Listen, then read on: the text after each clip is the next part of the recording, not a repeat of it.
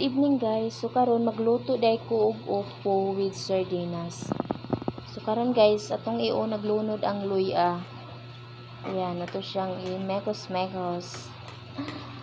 Pagkatapos bawang. Ayan, tapos opo.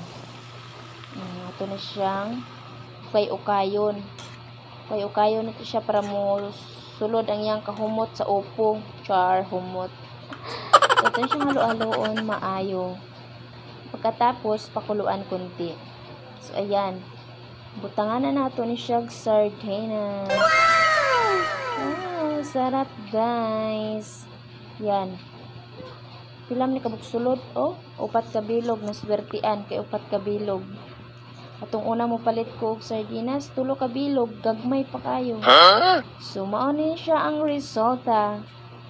So, lapit na siya maluto. Kunting pakulo na lang. Tikman nato og lami ba. Sarap. Medyo matamis-tamis.